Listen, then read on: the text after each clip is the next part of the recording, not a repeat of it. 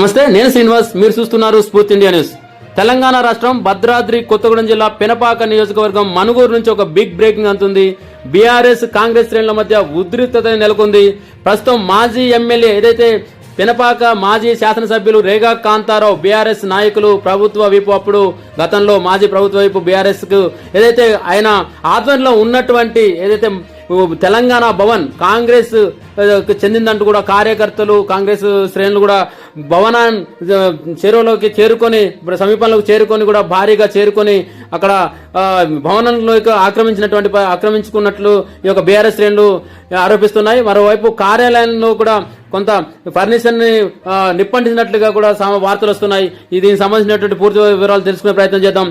Present అయితే ప్రస్తుతం అక్కడ ఉద్రిక్తత నెలకొంది. పోలీసులు భారీగా చేరుకొని ఈ యొక్క రెండు బీఆర్ఎస్ వైపు కాంగ్రెస్ శ్రేణులు చెల్లాదరి చేసి అక్కడ ఎటువంటి ఉద్రిక్త వాతావరణం నెలకొనకుండా ఎటువంటి అవాంఛనీయ సంఘటనలు చోటు చేసుకోకుండా అయితే వాళ్ళు చెల్లాదరి చేసినట్టుగా మనకు తెలుస్తుంది.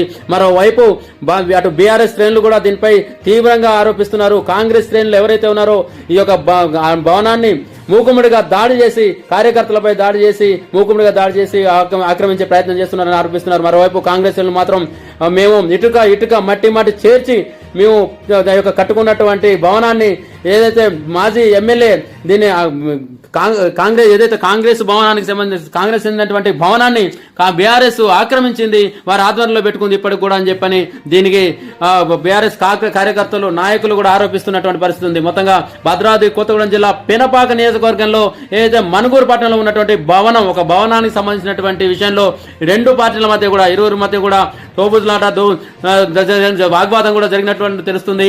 అదేవిధంగా అక్కడ ఉద్రిక్తమైనటువంటి పరిస్థితులు నెలకొన్నట్టు తెలుస్తుంది. మాకు ఏదైతే మన స్ఫూర్తి ఇండియా న్యూస్ వీరబాబు ఏదైతే ప్రతినిధి వీరబాబు అందించినటువంటి పూర్తి వివరాలు మనం ఇప్పుడు చూసే ప్రయత్నం చేద్దాం. స్క్రీన్ పైన మనం బ్రేకింగ్ చూస్తున్నాం, విజువల్స్ కూడా చూడొచ్చు. అక్కడ ఒక ఫర్నిచర్ ని అటువైపు కుర్చీలు కావచ్చు కొన్ని అన్నింటిని కూడా కార్యకర్తలు చెల్లాదరి చేస్తూ విరగొట్టినటువంటి పరిస్థితి ఉంది. కార్యాలయం మాదంటే మాది అని కూడా ఏదైతే బాహిగా పోటీ పడినటువంటి పరిస్థితులు ఉన్నాయి.